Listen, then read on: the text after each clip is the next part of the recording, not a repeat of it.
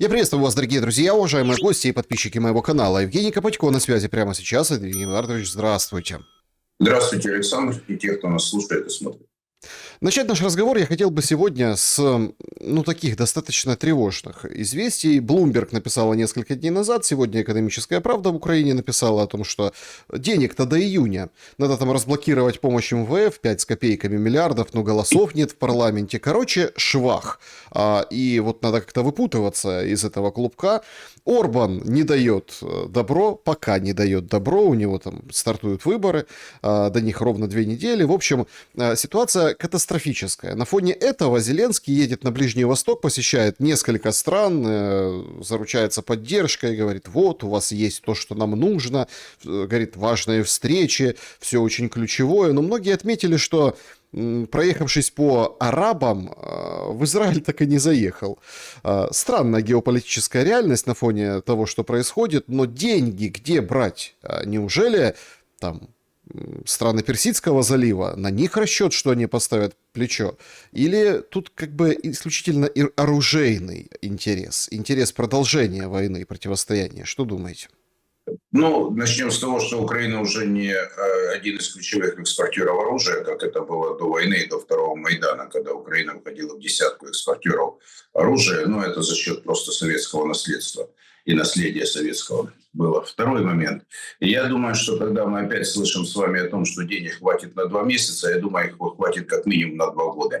Это разговоры для бедных, я повторяю и буду повторять. И деньги есть. То есть, какая страна, которая воюет с Россией, будет рассказывать, что у нее катастрофическая ситуация на российско-украинском фронте. Поэтому деньги дадут. Это больше всего разговор для политиков, это некая мобилизация, условно говоря, европейских элит в противостоянии с Россией. Ни больше, ни меньше, на мой взгляд. Третий аргумент, который сказали, действительно, арабы денег не дадут. А то, что он не поехал в Израиль, я думаю, что с израильтянами там есть сложности в отношениях, потому что с израильской земли выдачи нет, потому что там и так хватает Цукермана, Миндича и прочего с деньгами из Украины. Поэтому, я думаю, лишнее посещение Израиля как-то будет не камильфо для человека, который еще формально находится у власти. Здесь ни грамма иронии нет.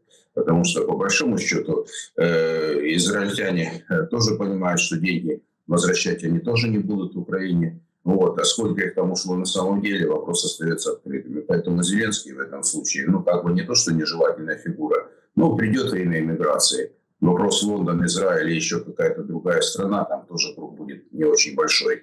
Я думаю, тогда и будут посмотреть, условно говоря, в какую страну двигать и где будут у него сохранены ресурсы. Четвертый момент, касающийся того, что хватит, опять-таки, возвращаясь к началу разговора о том, что денег хватит на 2 месяца, я думаю, что действительно то, что сложности будут затягивать пояса, здесь я скажу, да, это очевидные вещи. Поэтому просто идет внутренняя переформатировка украинского пространства. Негласно, не, условно говоря, где-то оно публично, где-то не публично, где-то келейно, где-то кулуарно. Но я думаю, что то, что очень важно, то, что для меня является, таким маркером, то, что действительно там в украинской элите единства нет, и вот это обострение борьбы внутренней за существование, даже не за власть, а власть в данном случае это способ существования украинской нынешней власти.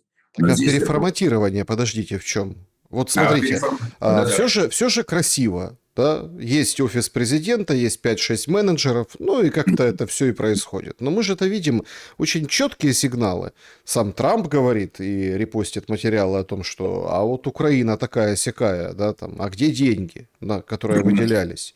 А что это вы тут в выборы вмешивались? А как вы отмывали эти деньги, чтобы Байдену помочь на предвыборке? То есть эти сигналы, они как бы прошли, но давайте честно, такой достаточно долгоиграющий повод. Но все может резко взорваться. В чем тогда смысл переформатировать внутри? Я думаю, что это попытка сохранения режима, Александр. Здесь, как вы говорите, давайте честно. Если бы они хотели, они бы давно уже сменили Зеленского. Вот если честно, совсем коротко и внятно.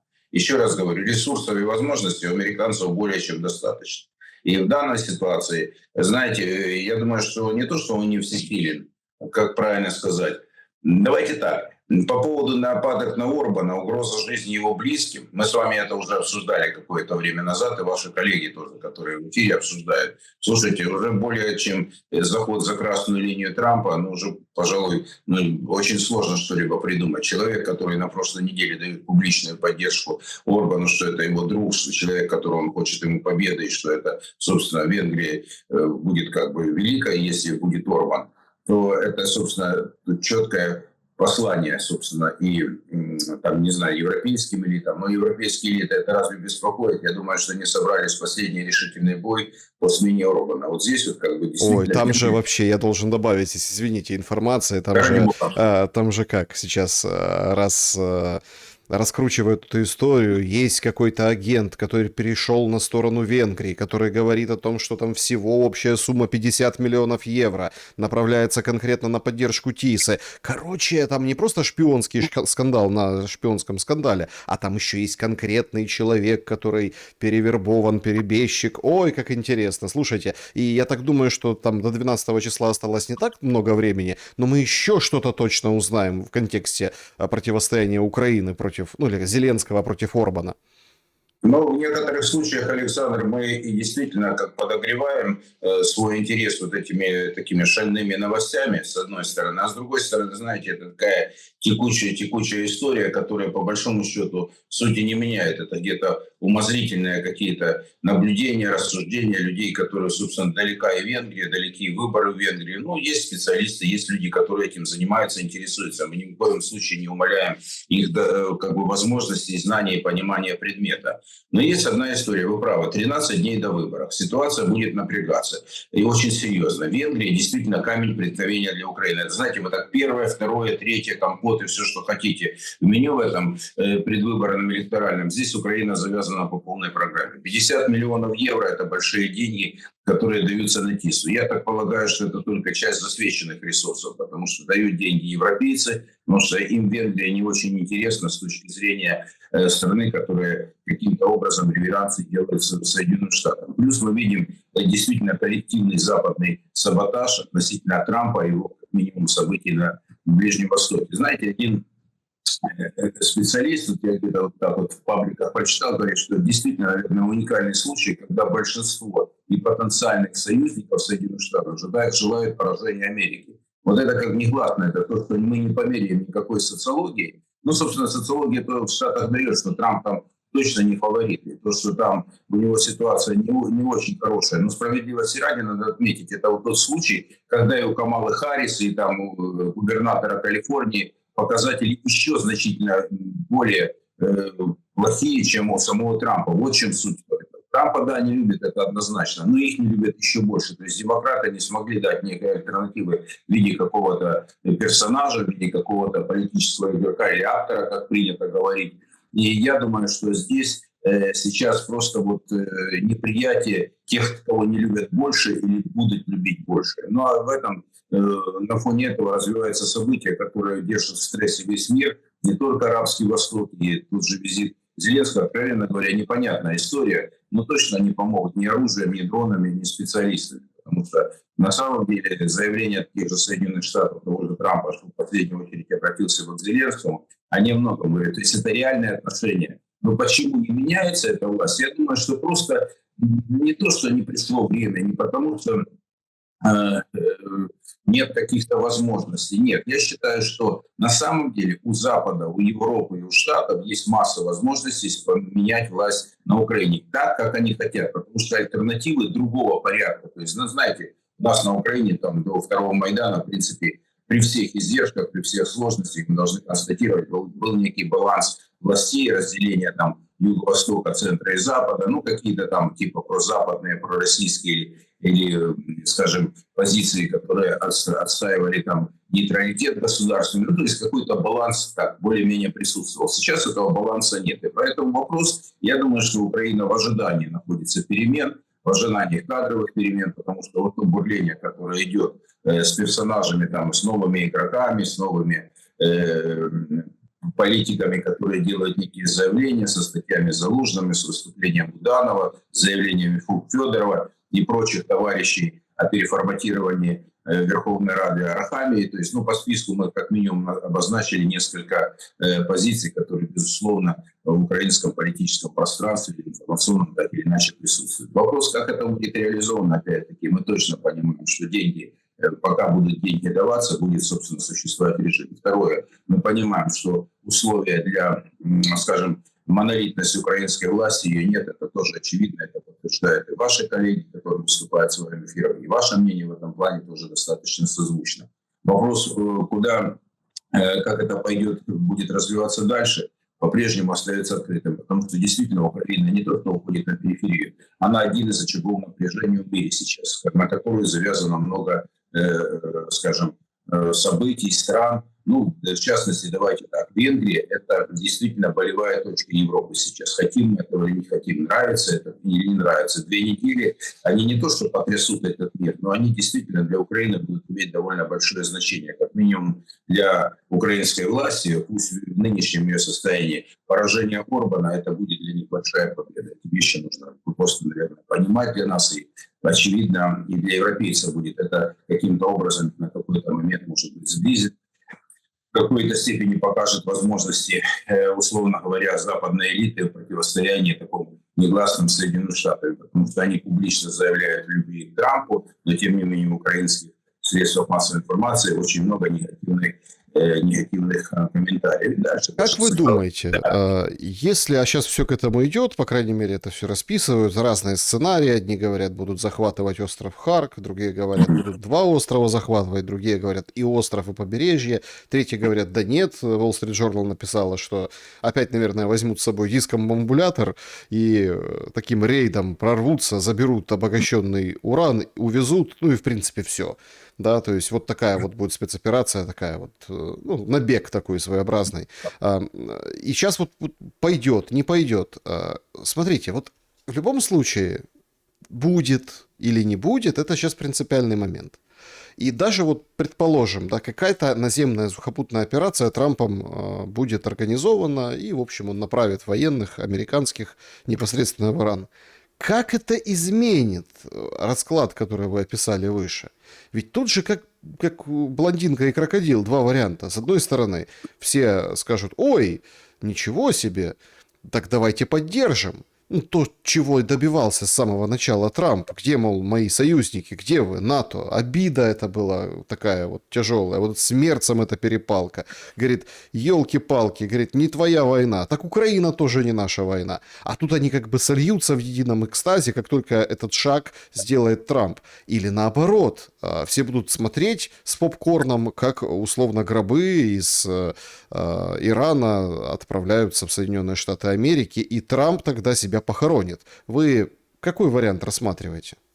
Я рассматриваю вариант следующий. Если Соединенным Штатам удастся, условно говоря, добить Иран, скажем так, то это действительно произойдут очень серьезные, очень тяжелые перемены для мира, потому что, по большому счету, мы с вами уже говорили о том, что нравится кому-то нет, хоть на Западе, хоть на Востоке, большинство же желает поражения Трампа, что бы там кто ни говорил.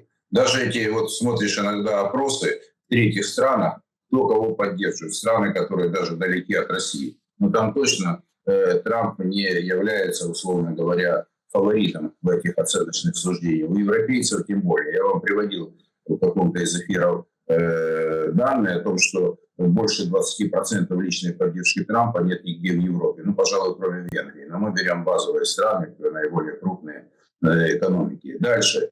Если Иран устоит в этой ситуации, то действительно, не то что в войну вступят, а у Соединенных Штатов начнутся сложности такого порядка. Те же британцы, смотрите, как они всегда себя вели таким образом. Это их, собственно, такая, знаете, национальная политика, тут ни хорошо, ни плохо. Они вроде как в стороне держатся от этой всей истории, хотя они одни из главных модераторов всех процессов. И, собственно, это все во многом наследие британской империи, я не имею в виду сам Иран, а все, что на Восточном Средиземноморье, сейчас Ближний Восток, это то, что во многом связано с историей британской колонизации в этих странах. И поэтому не то, что 2 варианта. Один, если Иран удастся, условно говоря, Соединенным Штатам и Израилю каким-то образом решить свои задачи в большинстве своем, то это будет проблема для всех остальных стран. То есть доминирование Соединенных Штатов будет оглушительным, потому что это будет удар по Китаю. И вопрос, заметьте, уже в пабликах никто не говорит уже о многополярном мире, правильно? И это будет очень серьезный сигнал для Латинской Америки, для доктрины там, уже можно сказать, Монро Трампа 21 века.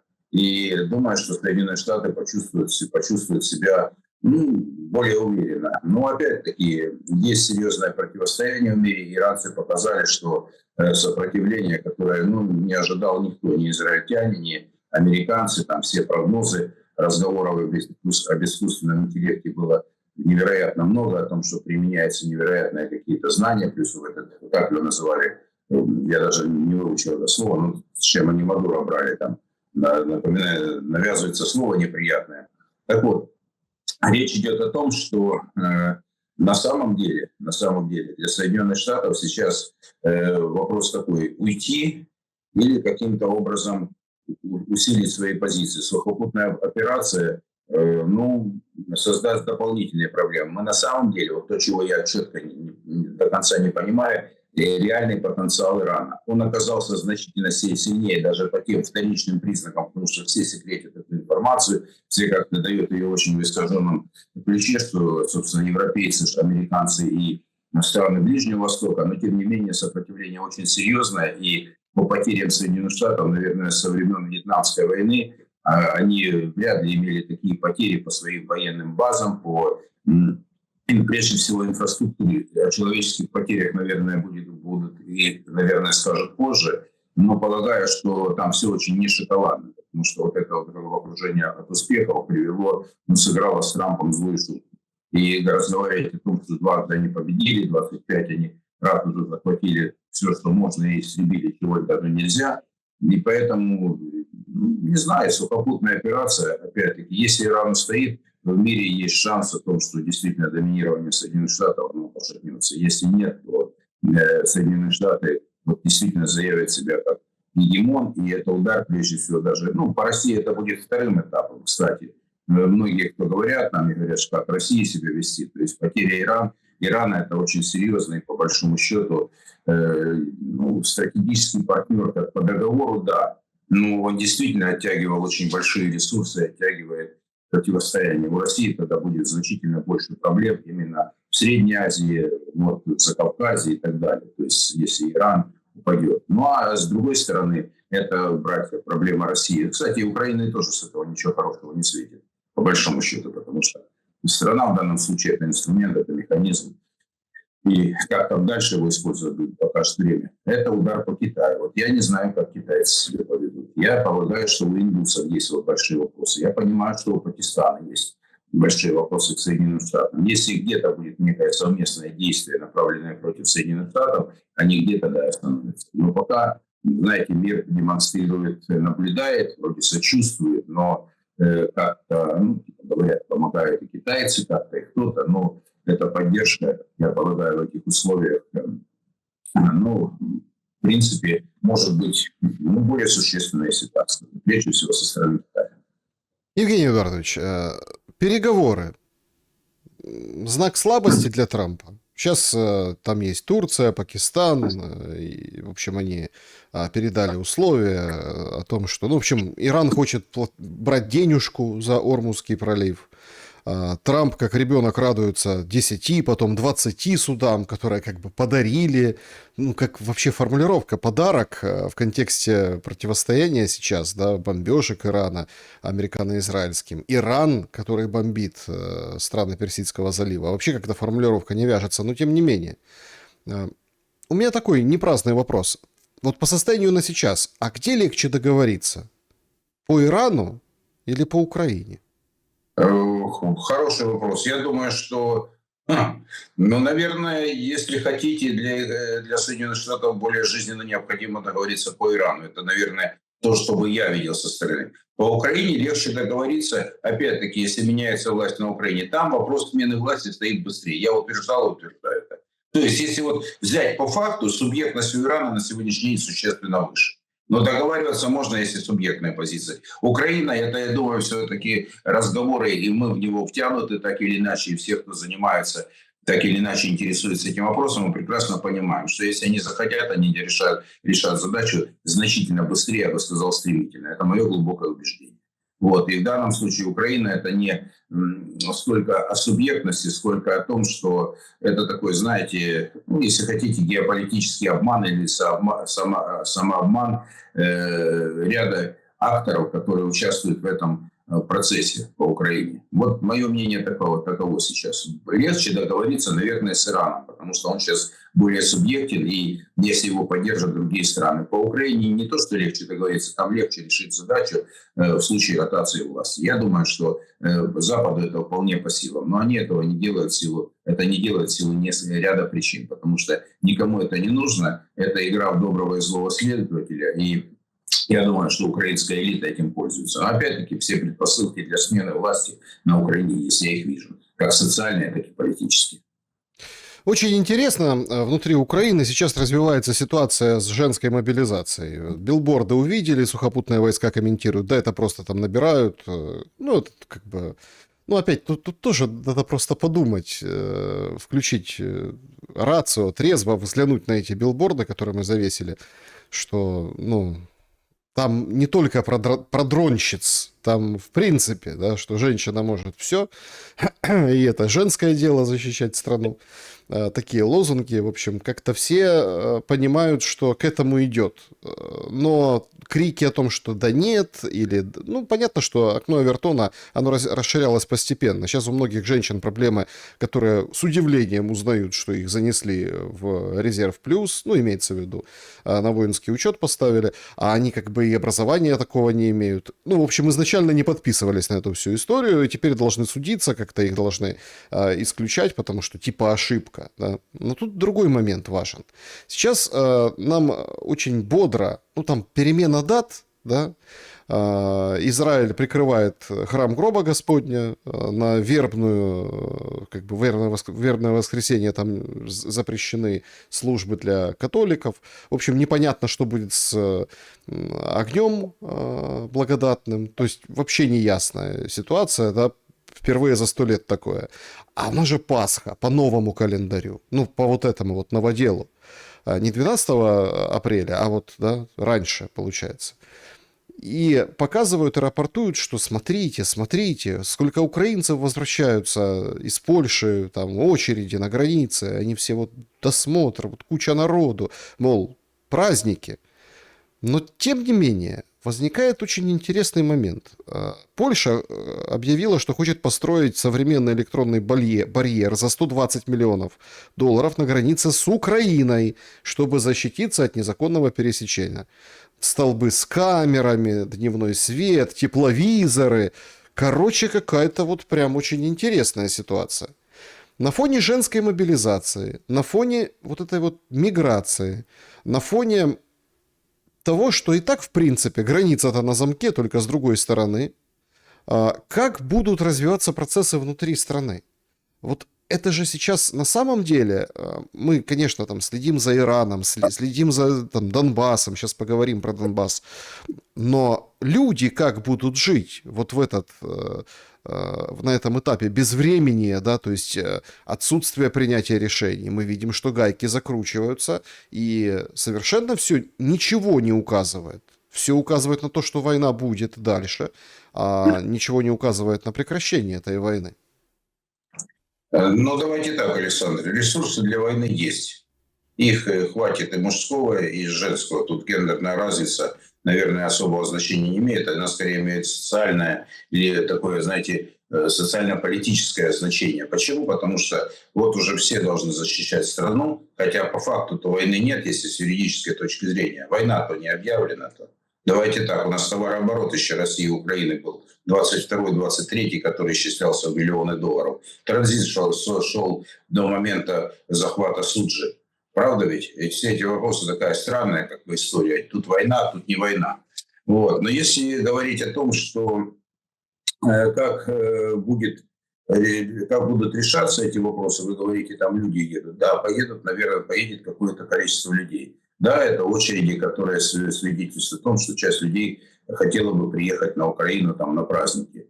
Вопрос там смены дат, на мой взгляд, сейчас большого значения не имеет, даже символического, потому что все, что связано было с историей, там, ну, не знаю, православия, скажем, московского, там, под московским патриархатом, оно уже все на Украине закончилось. Вопрос социальной стабильности и некой социальной перспективы, ну, наверное, любой человек на Украине, который маломальски понимает демографию, понимает, что там перспективы катастрофические. Это началось еще до второго Майдана.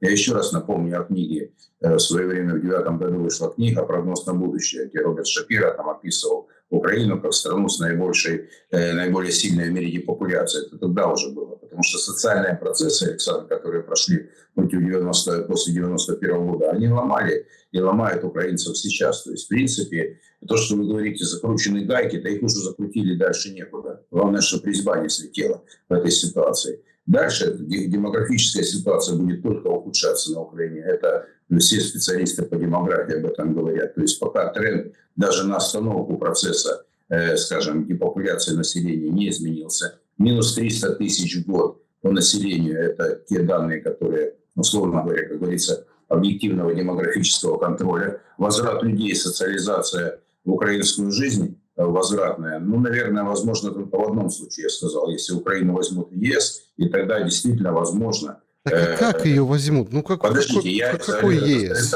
это, послушайте, это единственный из тех прогнозов, которые строят, мы говорим, на более отдаленную перспективу. Это малая толика того было, как Украина получила безвиз при Порошенко, да? Это уже там падал и рейтинг Порошенко, и проблем много было. И тогда Украину на тот период, после второго Майдана, это каким-то образом стимулировало население, что каким-то образом сохранило некую социальную стабильность. Сейчас, говорю, это эфемерно, опять-таки, вступление в ЕС, но опять-таки это то, что может как-то остановить по прогнозам. Это крайне наиболее благоприятно, если можно так назвать эту ситуацию прогноз. Но по факту получается другое. И дальше идет социальная, демографическая деградация. Это раз. Отток населения. Два. Доверия к власти ее нет априори, если 22 год был мобилизующим ресурсом.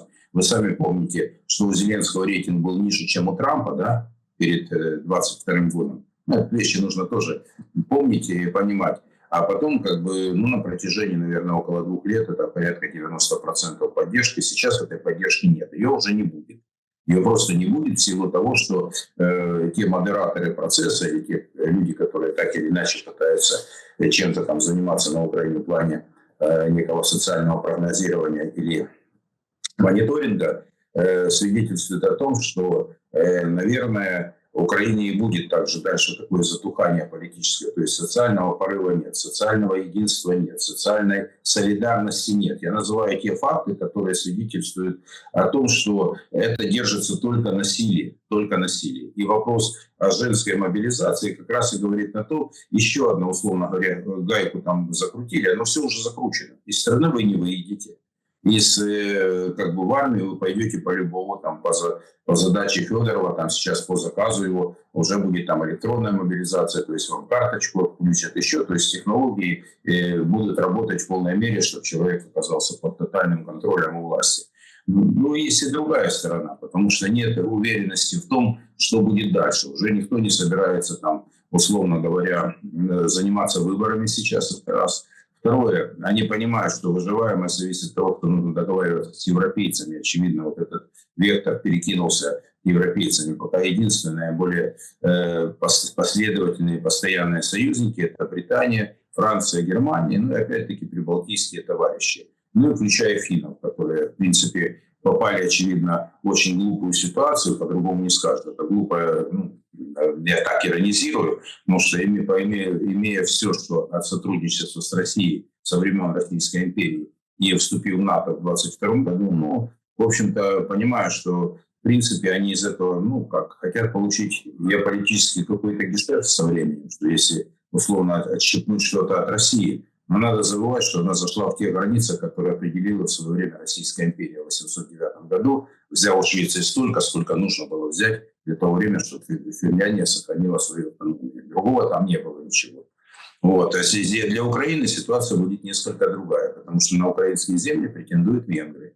На украинские земли претендуют поляки, на украинские земли претендуют румыны.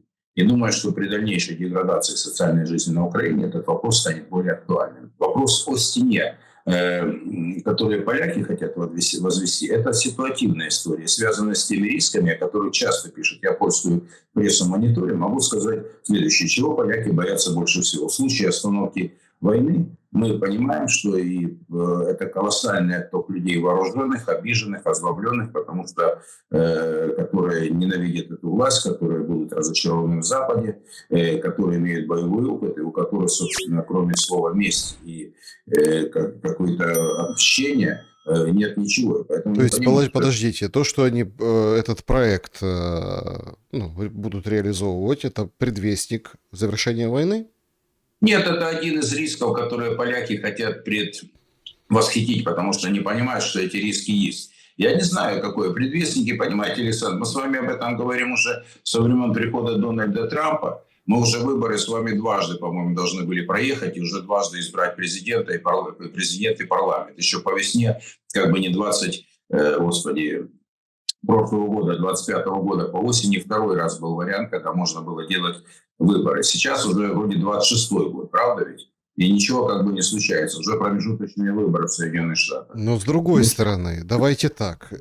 На Ближнем Востоке, когда он давал интервью, Зеленский, да, как бы это же отчаяние. Это отчаяние. Вот эта история, когда Рубио называет лжецом по поводу Донбасса, да, вот как он это комментирует, что конкретно в этом комментарии он говорит. Он намекает, что он фактически говорит о том, Зеленский, что я знаю больше и могу рассказать еще что-то, так типа вершина айсберга. Вот этот Донбасс, вот это вот все, вот эта зрадонька, на которую вы нас толкаете. А там, мол, еще есть какие-то моменты. Смотрите, обычно так говорят, а потом через какое-то время, фигура, человек, политик, он обнуляется. Обнуляется в целях, прежде всего, безопасности и в целях там, каких-то морально-этических причинах. То есть, потому что, давайте честно, да, понятно, что они там все со всеми говорят, все со всеми все обсуждают, все варианты перебираются. Вот вы так говорите, например, да, вот финны, венгры, поляки, претензии на территории, что чем хуже будет ситуация, тем больше будет этих претензий. Дикие вещи говорите вы, по большому счету, и надо сказать, как... Во-первых, не я просто цитирую вам польских, венгерских и румынских. Нет, как? Нельзя, это же там все-таки Европа, все-таки там нет, это НАТО, как это взять и присоединить кусок территории, да, к себе? Это же другие страны, другие понятия. Но я уверен, что и это там обсуждается, вот там. И вот Зеленский нам фактически в интервью на выходных, да, предлагает вывалить вот эту подноготную, вывернутые трусы вот эти внутренних переговоров вывернуть, а там, если так сесть и разобраться, а кто там переговаривается? Дипломаты? Кушнер, Витков, да, вот дипломаты как раз переговариваются по Ирану сейчас. Саудиты и турки дали США предложение по разблокировке пролива, о чем я говорил выше. И сейчас США думают, и все как-то так обнадежились все, что сейчас разблокируют, будут ходить сюда, там деньги, не деньги, там разберутся, хоть не будут стрелять, не будут топить танкеры. И уже как-то там дипломаты работают. А тут работает кто? Кто? Буданов. А кто такой Буданов? Умеров. Понимаете, то есть составы делегации, там Кислица ходит, вроде как я дипломат, представляет. Сибига вообще живет своей жизнью. Рубио тоже. И вот столкнулись официальный дипломат Рубио и Зеленский. И возникает вопрос, так США требуют уходить из Донбасса или не требуют? А если они это требуют, то какие еще страшные вещи, которые понравятся, например, Кремлю, требуют от Украины американцы? Я не думаю, что тут что-то должно обязательно понравиться Кремлю. Кремлю не нравится, опять-таки, то, что связано с духом Анкориджа, как принято сейчас говорить, простите за иронию. И даже заявление Лаврова о том, что мы, ребята, с вами договорились, ударили по рукам, и вот как-то с этим духом как-то вот сейчас довольно много идут рассуждения, так деликатно скажу. В данном случае заявление Рубио – это продолжение, это отношение реальное к Зеленскому, потому что оно закреплено отношением Трампа и Венса в Белом доме, когда они им все объяснили. То есть личное отношение к нему крайне негативное, это очевидно. Они вот и на сегодняшний момент терпят ряда причин, мне непонятных до сих пор.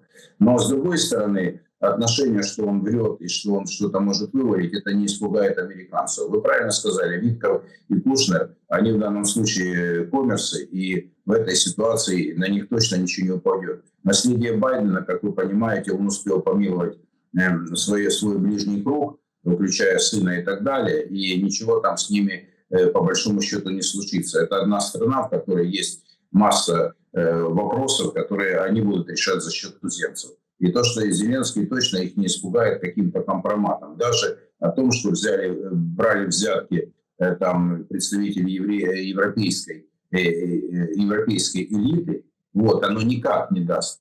А и в данном случае израильтяне в этом тоже случае, скажем, дистанцировались от Зеленского. Это одна из форм того, что зачем с токсичным человеком иметь отношение, во всяком случае, на этом этапе. Но если привезут деньги, то бог с ним. И в данном случае я вижу, что ничем он не испугает Запад, никакие головы не полетят. Как вы видите, уже много чего сказано было, сделано и проговорено, и, как видите, ничего не случилось. У Трампа рейтинг упал, но у демократов он не поднялся ни у кого. То есть кризис общее доверие к власти.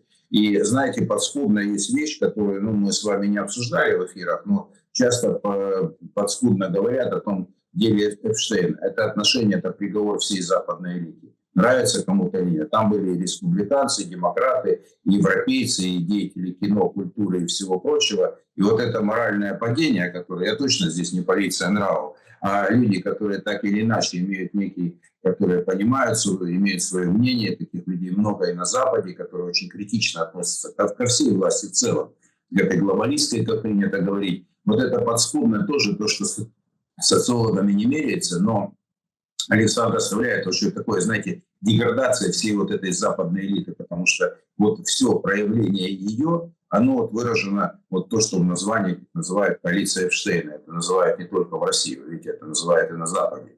Вот за этим стоит еще большой кризис доверия к западной элите, к западным ценностям в целом, но они продолжают, вот, условно говоря, обсуждать и морализировать по поводу того, какие страны более правильные, какие менее правильные, которые заслуживают. Нет, смотрите, правильно, неправильно, как это, давайте разберем. Выход из Донбасса будет?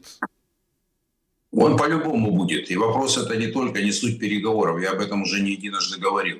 Это не причина, это одно из следствий, это одно из поводов. Но никак. Базовая причина – это статус Украины как страны, которая не должна представлять угрозы для России. То, о чем сказало российское политическое руководство. То, о чем сказали американцы после Анкориджа и перед ним, о том, что Запад несет ответственность за государственный переворот на Украине. Я не устаю это вам повторять. Это базовые вещи, которые это сказаны с западными чиновниками, включая президента Соединенных Штатов. Они являются основными бенефициарами этого государственного переворота. Дальше, если мы говорим о ситуации на Украине, то, безусловно, интересы России, как сказал Трамп в свое время, они тоже мы должны учитывать. И в Анкоридже, очевидно, были предприняты или шаги, или сделаны некие заявления, может быть, или какие-то договоренности, которые говорят о том, что у России есть свои интересы, которые, в принципе, находятся и на Украине в том числе. Поэтому я считаю, что Донбасс, еще раз говорю, это один из очень многих пунктов, которые требуют решения. Базовый, Александр, это статус вот, послевоенного, мирного, как хотите, устройства Украины. Либо это страна, которая является, будет иметь нейтральный статус и договориться с Россией, либо это продолжение конфликта. До тех событий, если у России, скажем, не хватит ресурсов для того, чтобы отстаивать свою позицию. На Западе пытаются тоже нарратив продвигать, что Россия, в принципе, может и не выдержать какое-то время. Но пока проблем больше возникает на Западе. Но вопрос меряется, у кого больше проблем, это тоже не самое не самая разумная история сейчас. Украина в данном случае базовая, статус Украины после войны. Все остальное это уже детали. Донбасс, Одесса, Киев. Базовая вещь – это власть на Украине. Какая это власть? Это власть нейтральная, это власть, способная договариваться, это возвращение к тому статусу, который позволит Украине сохранить, да, вопрос базовый, юридическую свою самостоятельность, если хотите, пусть ограниченную, усеченную при помощи Запада. Но и дальше следующие вопросы, там, членство в ЕС, там, НАТО уже не обсуждается, но базовый вопрос – это статус Украины после войны. Ну а кто это будет решать? Я думаю, что это на этом этапе, я думаю, пытаются решать это Россия и Соединенные Штаты. Европейцы всячески этому мешают, если очень примитивно просто сказать. Может, оно не столько так линейно, но, как по мне, европейцам невыгодно, чтобы Соединенные Штаты и Россия договорились по поводу Украины, по поводу того, чтобы там, ну, собственно, это смена власти на Украине. Давайте так, это вещи, которые нужно тоже называть своими именами. Если Украина будет возвращаться в нейтральный статус, то это радикальная смена власти на Украине. Вот так, наверное. Я себе картина мира у меня так себе представлена. Как оно будет на самом деле, я не готов, Александр, сказать. Евгений Батович, может быть, ключиком к вот этому вопросу по поводу статуса будут являться последние телодвижения Америки в сторону Беларуси. Сегодня Трамп выкатывает публикацию, где говорит, с нетерпением ждет Лукашенко, встречи с Лукашенко на заседании Совета мира, к которому, ну тоже давайте будем откровенны, в Москве, например, отношение прохладное, потому что не решается вот этот вопрос, а тут как бы Совет мира, ну... В общем, как-то так вот не рвутся. И наоборот, там откладывается вся эта история из-за продолжения войны. И вообще, какой, простите, Совет мира, когда организатор и председатель, и родоначальник, идейный вдохновитель воюют с Ираном. Сейчас и вот буквально день, два, три решится судьба сухопутной операции. Ну, вот так, да? То есть или переговоры, или сухопутная операция. Короче, посмотрим. Ведь это же очень интересный момент. Вот понравился, например, скажем так, всем пост в поддержку Орбана, о котором вы говорили выше. Раз тут Зеленский начинает, да, атаку. Сейчас вот опять с Коулом встреча, отпускает заключенных, ну, имеется в виду, как бы, да, в Беларуси. И это выставляется как великая победа. И Беларусь затягивает как бы в Совет мира, конкретно Трамп. Что это за игра на уровне США-Россия? И, собственно, на какие шаги может пойти Зеленский, чтобы, ну, не то что рассорить, да, не то что, а чтобы, ну, в очередной раз продемонстрировать свою антитрамповскую заряженность геополитическую, то есть нам ждать конкретно каких-то действий украинских по Беларуси после такого-то теплого приглашения? Ну, когда разобрались с Тихановскими, кто на самом деле более респектабельная фигура, вот, я считаю, что и встреча там, и приглашение Зеленским представителей, скажем, той же оппозиции, заявление американцев по поводу того, что более активно должна белорусская оппозиция действовать, я считаю, что это все в конечном итоге направлено направлено на разрыв отношений Беларуси и России. Это поиск тех точек напряжения, которые потенциально могут возникнуть в союзном государстве. Это мое личное частное мнение. И все эти шаги, они точно не про миротворчество. Это, скорее всего, те шаги, о которых говорили еще в прошлом году, что более активно действовать Запад должен на белорусском направлении. И здесь я думаю, что Соединенные Штаты и европейцы в данном случае, ну, может, имеют несколько разное видение, но ресурсы у них объединены опять-таки против Белоруссии, и задача смены режима никто у них не отменял. А вот эти комплементарные вещи и отличия, особенно относительно Совета мира, Россия, кстати, одна из первых откликнулась и $1 миллиард предложила для Палестины, если вы помните. Не взяли. Не взяли. Но так я же еще раз говорю, что вот те предложения, которые были, Россия сразу откликнулась. Но вы правильно сказали, что возникли события на Восточном Средиземноморье, на Ближнем Востоке, как принято сейчас говорить. И в данном случае пока эта история отодвинулась. Относительно Лукашенко, но ему жизненно необходим выход из этой какой-то изоляции, в которой он находится на протяжении десятилетий. И в данном случае я думаю, что это не на пользу ему. Это мое тоже, опять-таки, частное мнение. В данном случае это, скорее всего, какая-то игра, поиск точек раскола, которые могут в какой-то степени осложнить отношения Беларуси и России. Это я так вижу. Зеленский может здесь участвовать, он и обозначил свою игру.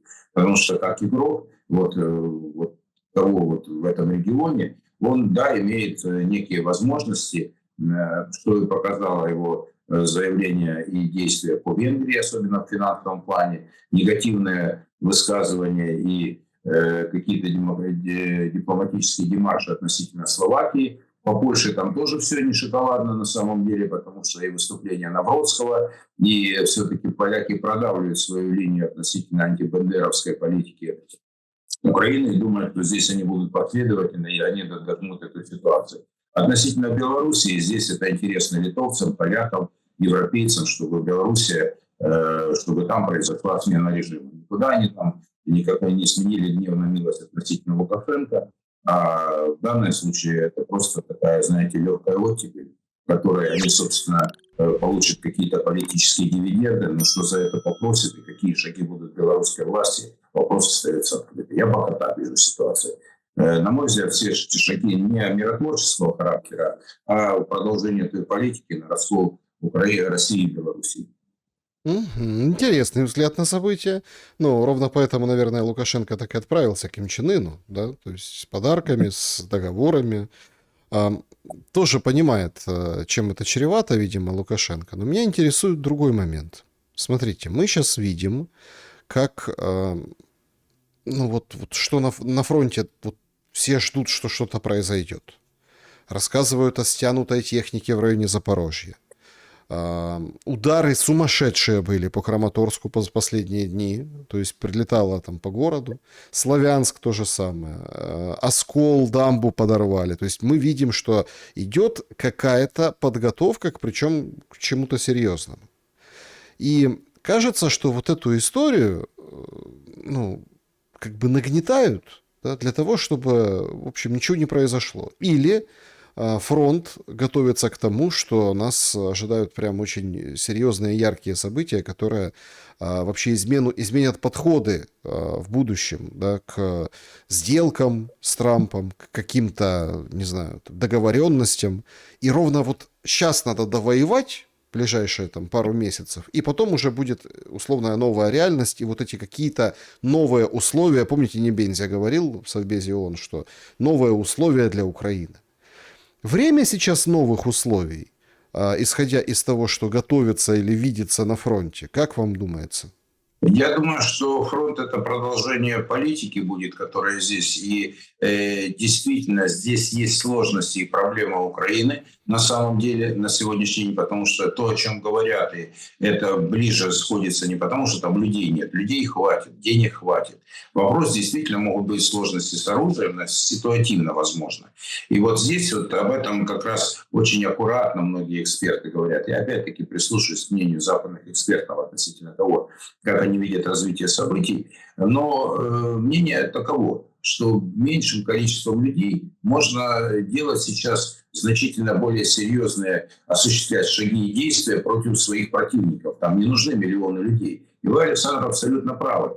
Та война, которая началась в 2022 году, абсолютно отличается от той войны, которая идет в 2026 году. И по количеству человеческих ресурсов, я имею в виду задействованных непосредственно на линии фронта, это, безусловно, так и есть. Но вопрос, к чему-то готовиться большому, да, действительно, где-то люди видят, что вот эти действия на Западе, вернее, на Ближнем Востоке, действия, которые происходят сейчас на Украине. Еще есть несколько точек напряжения. Мы не забываем о Тайване, мы не забываем еще о точках, где могут возникнуть также Пакистан и Афганистан, точки напряжения между, очевидно, тем же Израилем и его соседями. Ну, там много чего есть на самом деле. И в данном случае украинская тематика, еще раз говорю, одна из точек напряжения, которая в силу определенных причин может быть усилена еще потому что Западу. Очень важно, чтобы Россия в данном случае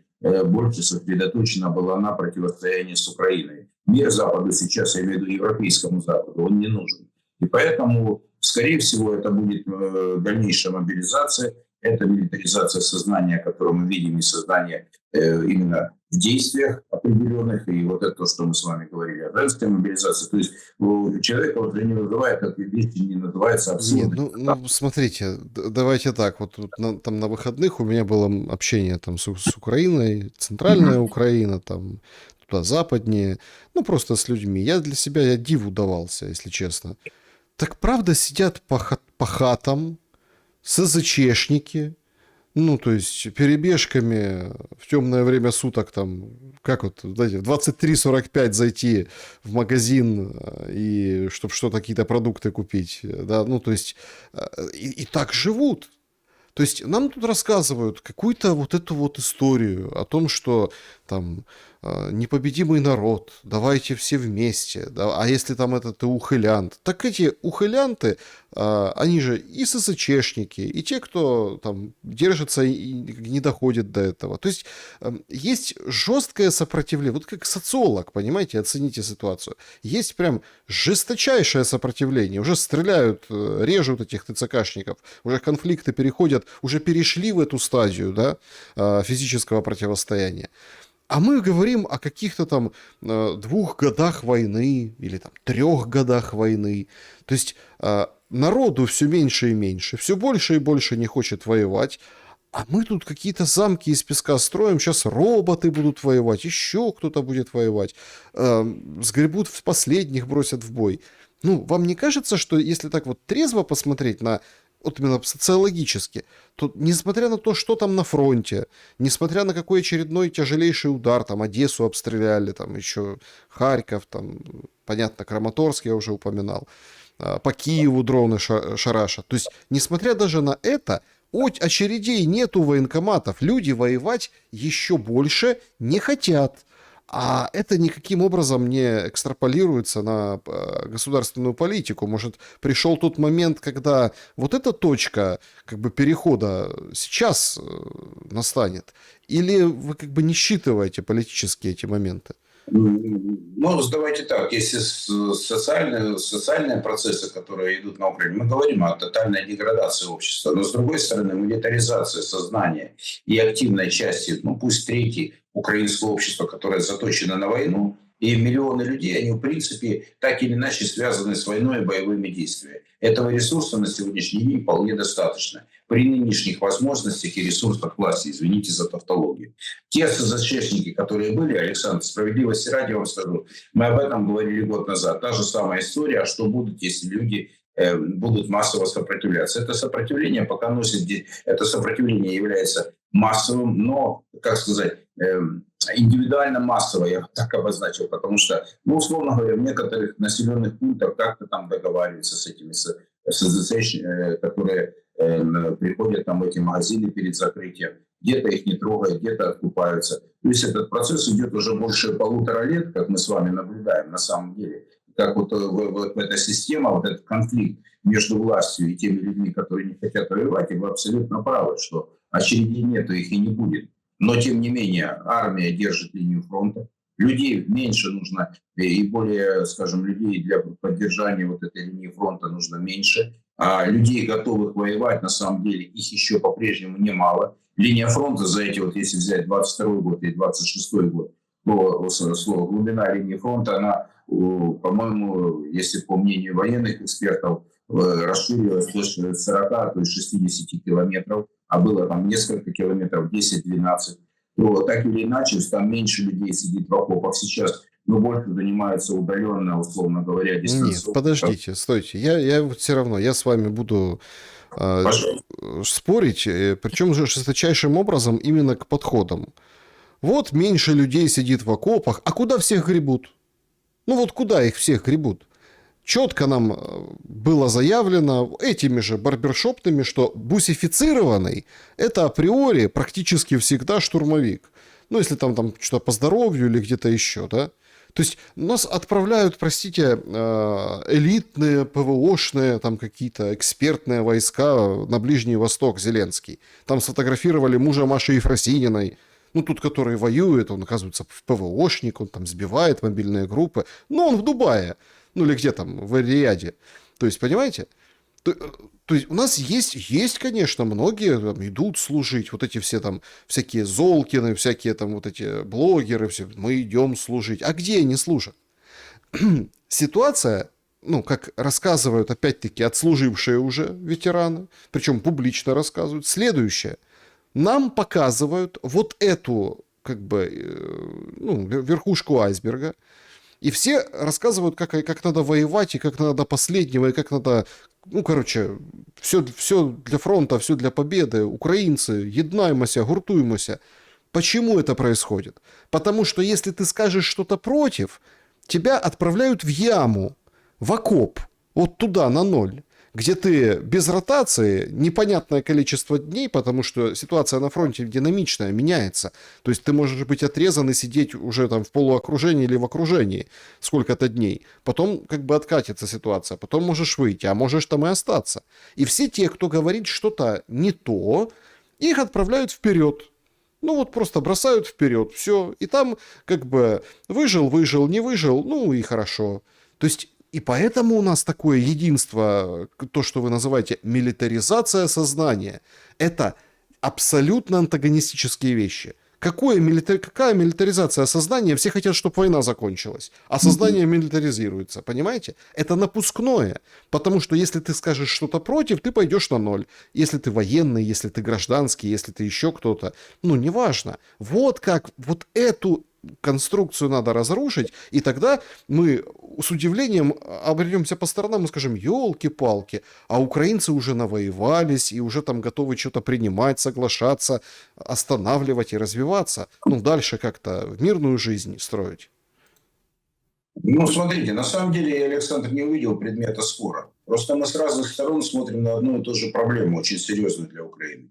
Еще раз говорю, нет противоречия в моих словах относительно того, что часть украинского общества, я так примерно считаю, это треть, это ну, не менее 10 миллионов человек, которые в принципе заточены так или иначе на войну. И то, что действительно не все они идут в окопы и в штурма, как принято говорить, да, очень многие люди, это связано с обеспечением армии, это связано с силовыми действиями, все. Ну, что там рассказывать там? Это военные специалисты вам лучше расскажут, у вас прекрасные специалисты есть, которые это действительно обозначат по пунктам. Мы о социальных последствиях. С другой стороны, безусловно, массовое явление бегства из армии, оно тоже имеет место быть. Но пока общество здесь, пока находит такой, знаете, молчаливый консенсус, нравится это или нет. Я поясню почему. Мы с вами эту тему обсуждаем 1,5 года. И опять-таки иногда с надрывом, что где-то в Черновцах кто-то убил там какого-то ТЦКшника, где-то забили до смерти в Одессе, где-то там случилось что-то во Львове. Это на протяжении 1,5 лет уже идет, активно обсуждается. Это массовое явление. Это безусловно так. Но с другой стороны, линия фронта стоит, деньги на оружие есть, людей призывают там силой, не силой, ну, естественно, силой, потому что вы правильно сказали, очередей нету. На фронт забирают, и пока в обществе нет протестов системных, имеется в виду, чтобы пришли и снесли там ТЦК, единственное, там мы можем там иронизировать по поводу того, что пишут в пабликах, что русские там попали там этот, вот еще там где-то ТЦКшный офис где-то есть, и вот туда, что предварительно прилетело. Но это все пока разговоры такого порядка, знаете, действительно там для медиа. А если взять глубоко и серьезно, пока, вот смотрите, пока фронт стоит, пока людей, готовых воевать, хватает, пока людей, которые силой призывают армии, они пополняют ресурсы и армии, и действительно, может быть, их и стало меньше, но опять-таки не мои слова. Но людей так или иначе, завязанных в военную инфраструктуру, по сути дела, меньше не стало. И по большому счету для них это является как бы историей существования. Хотят ли они войны или нет, опять-таки опросы они тоже очень противоречивые. Естественно, мы хотим, когда делают опросы социологи, они получают социально одобряемые ответы. Ну, там, поддержки того же Зеленского, поддержки той же войны до победного конца и границ 91 года, это все имеет место быть. Но, с другой стороны, есть эти глубинные вещи, о которых действительно усталость есть, недоверие к власти есть. Когда оно выскочит, и кто это возглавит, запрос на это есть. Мы с вами, Александр, это еще обсуждали 1,5 года назад. У нас нет противоречий. Но пока не возник тот человек или та группа, или тот регион, та территория, область или город, где выгнали ТЦКшников, где взяли власть в свои руки люди, которые не хотят воевать, пока на это, еще раз говорю, запрос большой. Но пока, как вы видите, люди приспосабливаются. И те, и другие откупаются. И те, и другие живут в состоянии тотальной коррупции. Потому что те отмазываются от армии, те каким-то образом закрывают глаза, что в этом же селе, в городе или в поселке. Вы сами представляете, вы Украину знаете, как никто другой, видели как журналист в свое время. В маленьком поселке все знают, кто кого как зовут. Кто прячется от армии, кто там ушел в самоволку, кто там получил травмы и вернулся как это. ТЦКшники знают, кто здесь живет и кто ходит в магазин. И не обязательно это соблюдать. В больших городах случается. Везде сплошь и рядом. Потому что ключевого, чего нет в обществе украинском, это я как социолог говорю, это доверие друг к другу. Это безусловно. Есть страх, короткий горизонт планирования и вот недоверие к своему ближнему. Потому что сколько мы уже видели того, что люди ненавидят тех, кто фронтовики говорят, а что вы не воюете, мы отвоевали. Такие же тоже немало людей. Правильно ведь? И потом выясняется, что ТЦКшники, подавляющие в Одессе, где-то прошла информация, что ни один из них в армии не служил. По факту не воевал на фронте, но людей не гребут, потому что у них другая разнарядка идет. А разнарядка какая? Если ты не соберешь людей в армию, то ты пойдешь сам воевать в Турма или в окоп, как вы говорите, в яму. Вот и все. Поэтому вот в нашем с вами разговоре я не увидел какого-то противоречия. Мы по-разному посмотрели на тему. По факту, что на сегодня, вот допустим, там, на 30 марта 2026 года, линия фронта стоит, да, ресурсы на войну есть, у России обстрелы России усиливаются, да. Обстрелы со стороны России усиливаются, да. А люди как-то реагируют на это дело. И из Европы, да, приехали люди, но это малая часть на праздники. Причем я так понимаю, что это все-таки большинство из них. Я даже картинки видел, да, там есть мужчины. Но я все-таки полагаю, что это те люди, которые не боятся, не рискуют быть задержанными или отправлены на фронт. Вот что, какую реальность мы понимаем. Дети еще пытаются уехать из Украины, этот процесс набирает обороты, что демографическая катастрофа на Украине, об этом говорят украинские демографы, она является реальностью, не фигурой речи, потому что уже слово «катастрофа» не пугает. У нас уже в 2012 году было количество пенсионеров, вернее, людей, которые пенсионеры, не работали, и те, которые работали, было примерно паритетно. Но это старение нации было, это, скажем, отток населения за рубеж. Но это все уже проезжали. Это все мы можем по годам собрать эту, и взять эту характеристику, структуру украинского общества. Сейчас базовые вещи, о которых я хочу сказать. Вы правы, и я не вижу там какого-то противоречия. Помимо тех, кто воюет, есть огромное количество людей, которые не ответят вам на социологический опрос. Они, конечно, не хотят воевать. Они не хотят, скажем, своих детей отправлять. Они не хотят возвращаться в расположение части. Те, кто дезертиры, которые, это, вот, скажем, нормальное слово дезертир. Вот в этом обществе есть. И общество об этом знает, Александр. Но пока балансирует, потому что нет у них призыва. То есть чем они живут сейчас, что Россия является экзистенциальной угрозой и врагом, Запад этот нарратив продвигает, несмотря на недоверие к украинской власти, и они как-то пытаются это заместить работу, то есть недоверие украинским властям нынешним, тем, что все-таки есть у вас экзистенциальный враг, и все-таки нужно воевать до последнего украинца. Да, это же не хочешь, чтобы тебя мобилизовала украинская ТЦК, путинская мобилизует, и люди верят, то есть, да. Ну, вот вы ответили на вопрос, поэтому я не нашел противоречия в наших высказываниях, Саша. Евгений Копатько был моим собеседником сегодня. Спасибо вам большое за время и мысли. Спасибо вам, всем доброго. Друзья, спасибо, что посмотрели это видео. Берегите себя и друг друга. Добра и света, несмотря ни на что.